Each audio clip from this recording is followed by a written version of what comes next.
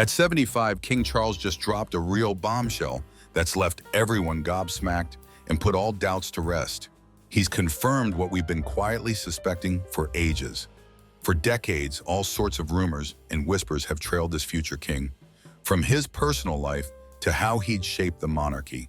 And now, with this jaw-dropping revelation, it looks like King Charles is finally ready to face the truth head-on. So what does this mean for the royal family, his legacy, or even the future of the British throne? Come on, Let's dive into the juicy details of what King Charles just spilled. Hey, did you know that King Charles' life hasn't exactly been a walk in the park since day one? Born on November 14, 1948, as the eldest son of Queen Elizabeth II and Prince Philip, Charles was pretty much set on a path like no other. He came into the world destined to be king someday. That pressure weighed on him from when he was just a little kid, even though back then he was just a boy growing up under the massive shadow of a powerhouse monarch. The way he was raised, totally different from any other kid in Britain, steeped in royal traditions, constantly under the public's watchful eye, and with this heavy sense of duty to the crown always hanging around. Now at 75, King Charles has finally opened up about what we've all been secretly wondering. And trust me, what he said might just catch you off guard. But hold up, before we get into that, let me share a couple of cool tidbits about him. And first off, Charles was never your typical future king that people pictured. As a kid, he was pretty quiet and liked his own company, with this sensitive, thoughtful vibe that was a far cry from the bold, confident leaders folks were used to. While his mom, Queen Elizabeth II, handled royal duties like it was second nature, Charles seemed to struggle with the huge expectations piled on him. From his days at Gordonstoun, where they say he wasn't exactly thrilled, to those awkward public appearances as a young guy, it was clear early on that the weight of royal life had him sweating buckets. As he grew into his teens and early adulthood, Charles found it tough to fit the mold people expected of a future monarch. He was into stuff that wasn't exactly standard for a prince. Think intellectual pursuits, art, and environmental issues, things he'd later champion while waiting his turn for the throne. But back then, those interests didn't quite line up with what the public thought a future king should be into. Everyone wanted a strong, charismatic leader who could stand tall against the pressures of a modern monarchy. Instead, they got a guy who seemed unsure, reserved, and sometimes a bit out of touch with the everyday struggles of his future subjects. Charles' quiet nature often got mistaken for aloofness, and he'd get flack for being too serious or missing the charm his mom had in spades. Every time he stepped out in public, the media and folks would scrutinize him top to bottom, which only fueled growing doubts about whether he'd cut it as king when the time came. Even inside royal circles, there were whispers that maybe he wasn't the right fit to lead the monarchy into the future. His clumsiness at public ceremonies and knack for dodging the spotlight just added to the worry. The pressure ramped up even more thanks to the towering figure of his mom, Queen Elizabeth, loved by all and famous for her steady, hands-on approach to royal duties. Next to her, Charles looked less decisive and nowhere near as ready for the crown, sparking questions about whether he was up for the job. Honestly, people couldn't help but compare him to her and wonder, does this guy have what it takes to steer the monarchy through this fast-changing world? As Charles grew older, some of his personal choices only deepened those doubts. Take 1981, for instance. The whole world was buzzing as Prince Charles tied the knot with Lady Diana Spencer in a massive royal wedding. The ceremony at St. Paul's Cathedral was pure spectacle, and the young couple instantly became global stars. Diana, just 20 at the time, won everyone over with her beauty, elegance, and what seemed like the perfect modern princess vibe. On the surface, it looked like a match made in heaven. But behind that royal glitz, cracks in their relationship started showing up pretty quick. Right from the start, there were hints that things weren't smooth sailing for Charles and Diana. A 12-year age gap, plus totally opposite personalities, stirred up some tension. Charles, in his early 30s and used to royal pressures, was all about his duties and personal interests. Meanwhile, Diana got thrown into the global spotlight and struggled to cope with the relentless scrutiny that came with being a royal. Even with those underlying issues, the public was totally smitten with them, and Diana soon earned the title People's Princess. But as time went on, it became obvious Charles and Diana were on completely different paths. Diana's charm and compassion had people adoring her in a way that totally overshadowed Charles. She had this natural knack for connecting with folks, especially through her charity work and public appearances. Charles, on the other hand, often came off as distant and reserved. The media played a huge role in blowing up this perception, painting Diana as the warm, relatable princess and Charles as the cold, emotionless future king. The public's eyes were glued to their marriage more and more, and every move Charles made was under a microscope. The press kept comparing them, and as Diana's star rose, Charles' flaws stood out even more in people's minds. The brighter she shone, the more he seemed to fade into the background. Before long, rumors of trouble in their marriage started swirling, and all eyes turned to the cracks in their royal partnership. One of the biggest reasons their marriage fell apart was Charles's ongoing relationship with Camilla Parker Bowles. Even before marrying Diana, Charles had a close bond with Camilla, and that didn't stop during his marriage. When details of this came out, the media went wild, pushing the Charles and Diana drama to fever pitch. His infidelity trashed his image and sparked a wave of sympathy for Diana, seen as the wronged wife. Diana's famous 1995 BBC Panorama interview only widened the gap. She opened up about her struggles in the royal family, her mental health, and the strain in her marriage to Charles. Most memorably, she dropped the iconic line, "There were three of us in this marriage, so it was a bit crowded," hinting at Charles' long-running thing with Camilla. Public sympathy for Diana skyrocketed, while Charles' reputation took a massive hit. He was pegged as the guy who not only messed up his marriage, but betrayed the beloved princess. Diana's legacy kept growing after their 1992 separation and 1996 divorce. She became a global icon, using her platform to champion causes like landmine awareness and HIV/AIDS research. Her compassion and ability to connect personally made her one of the world's most admired figures. Charles, meanwhile, kept wrestling with his public image. Even post-divorce, Diana's shadow loomed large, making it tough for him to shake the view that he was a cold, distant guy who didn't value the wife he once had. When Diana tragically died in a 1997 car crash, the world mourned, and the royal family faced harsh criticism over how they handled it.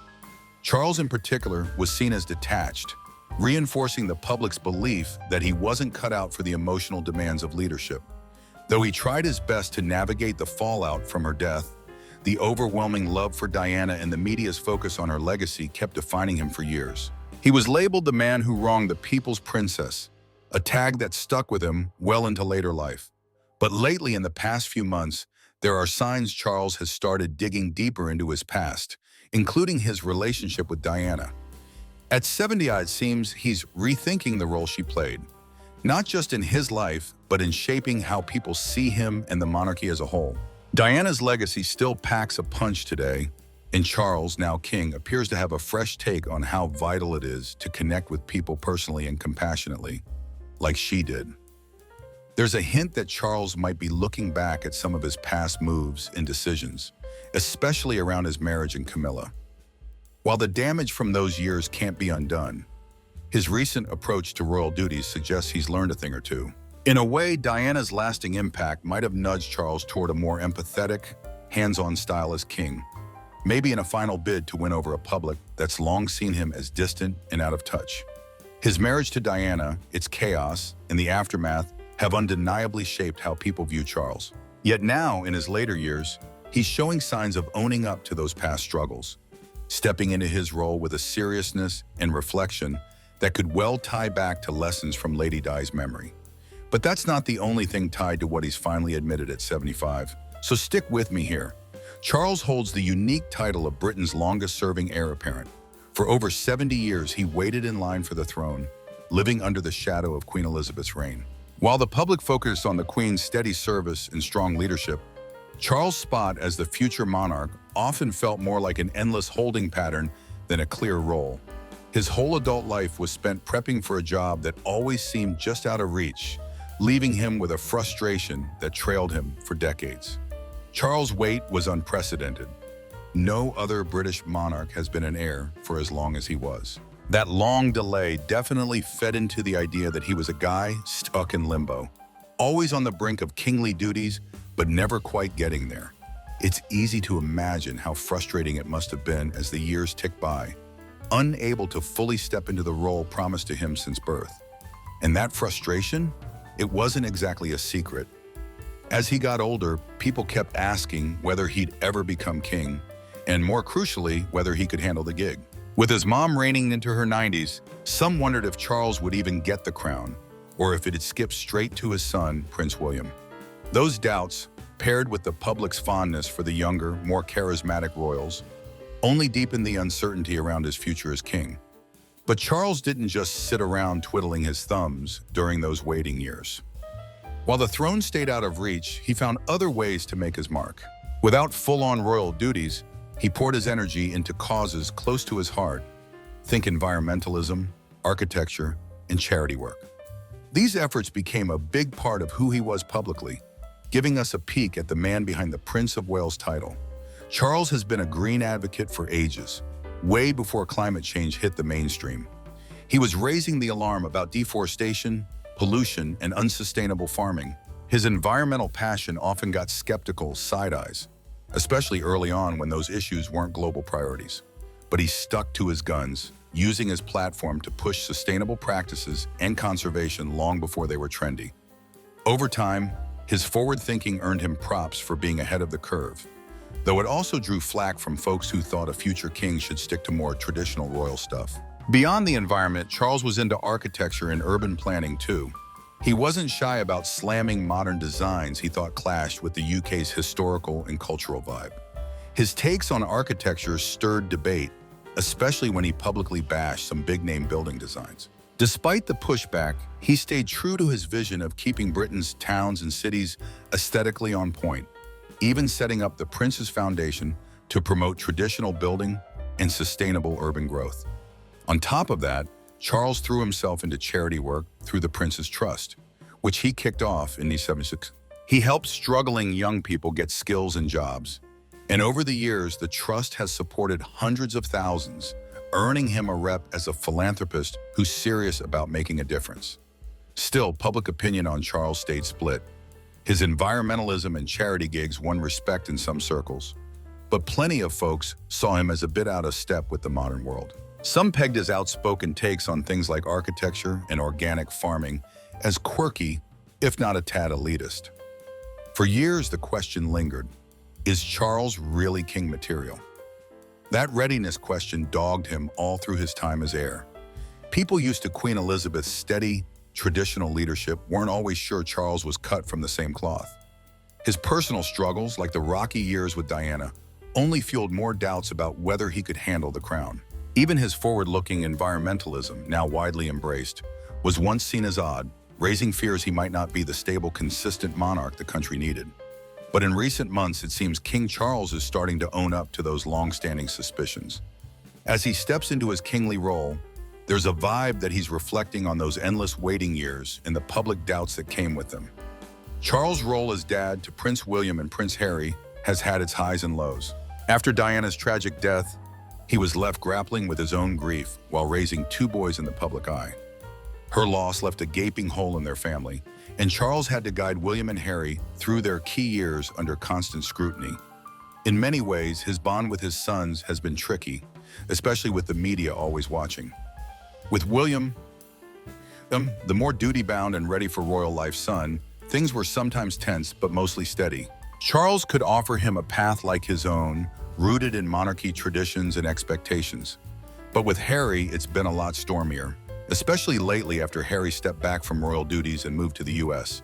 The family dynamic got visibly fractured. Harry's candid digs at the royals, including his dad's parenting and how the institution treated Meghan Markle, caused a rift that's still not fully mended. Charles found himself under public pressure again, this time about keeping the family together. Despite the drama, these personal struggles might have sparked a shift in his outlook.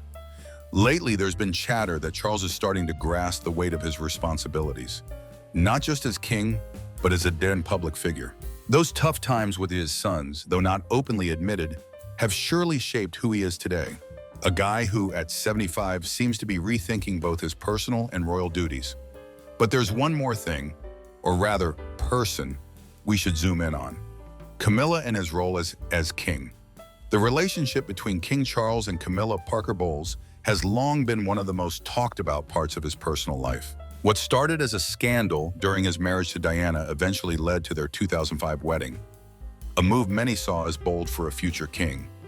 For years, Camilla got a rough ride in the media, often dubbed the other woman, who helped break Charles and Diana's marriage. Public opinion was fiercely against her, and folks wondered if the British public would ever accept her as a royal. Over time, though, her story shifted. As the years rolled on, she took on a more active, visible role in royal duties, teaming up with Charles on charity efforts and public outings. The couple's dedication to their causes and steady presence in public life slowly softened people's views of the woman who'd one day be their queen. She might never have hit Diana-level popularity, but Camilla's image went from scandalous to accepted. When Charles took the throne in 2022, Camilla became queen consort, a title that still sparks some debate but shows her place beside Charles as he leads the monarchy. Charles' first months as king weren't without hiccups. Switching from Queen Elizabeth's long, stable reign to his came with its own challenges. People questioned whether Charles, now in his 70s, was really up for being a modern monarch. Lingering doubts about his past choices in personal life, plus worries about matching his mom's decades of respect and unity, hung around. During this time, Charles faced big pressure to prove himself. He had to tackle the challenges of his new role while dealing with the intense public scrutiny that's followed him most of his life. Early in his reign, he took on those doubts headfirst, zeroing in on issues that mattered to him and the country. He kept pushing environmental causes like he had for decades and worked to keep the monarchy relevant while honoring tradition. As king, Charles has slowly started quieting down some of those doubters about his leadership chops. His steady approach, plus Camilla's growing acceptance, has helped him stand firmer as monarch. The shaky start to his reign seems to have given way to a more confident style, one that reflects a man who's spent a lifetime gearing up for this. Though it kicked off with uncertainty, Charles has made some key changes that signal a fresh era for the monarchy. As his leadership keeps evolving, there are signs he's ready to take on the responsibility. So, at 75, King Charles finally came clean about what we've all been suspecting. He spent decades fighting for environmental causes and speaking boldly on stuff close to his heart. But now he admits his leadership style has shifted, more measured, cautious, and focused on keeping the monarchy stable rather than chasing big, bold reforms. This new approach is clear proof that Charles might have finally embraced his role's weight in a way people long wondered if he could. One of the biggest signs, he's stepping up his game in domestic and international affairs. Since taking the throne, Charles has shown a renewed commitment to his duties, getting more hands-on than many expected. He's popping up more at state events, diplomatic meetings, and charity gigs, signaling he's ready to lead with a steady hand. His schedule's packed with official engagements now, and he seems more determined than ever to rep the monarchy on the world stage. This uptick in action shows a king who, despite his age, is eager to prove he can steer the royal ship right. Charles is also tweaking how he handles past criticism. For years, he was seen as distant, especially after his marriage to Diana. The public turned hard against him when his affair with Camilla went public, and Diana's sudden death only cemented the idea that he'd failed to meet expectations. As a husband, a future king, and most importantly, a dad to little William and Harry. "My wife was loved by millions," Charles once reflected about Diana. He also owned up to what we'd all suspected. She was a devoted mom. Her legacy, even decades after her passing, still casts a long shadow over the monarchy, and it's clear Charles has had to come to grips with the public's deep affection for her. Now as king, it seems he's finally ready to face that legacy, acknowledging both the admiration Diana earned and the flack from their rocky relationship. The gap between him and his sons, especially after Diana's death, has been another lingering issue. Things with Prince Harry are still tense, with Harry openly slamming both his dad and the royal setup in recent years. But Charles seems to be taking a more restrained tack, steering clear of jumping into the noisy family drama publicly. Maybe part of a bigger push to keep the royal vibe neutral. That's a big shift from his younger days when he was more vocal on divisive topics. Moving to a traditional, calmer royal stance has won him some respect, as he now seems more about preserving the institution than pushing his own views. So, what do you reckon about King Charles? Drop your thoughts in the comments. We'd love to hear what you think. Love to hear what you think. Love to hear what you think.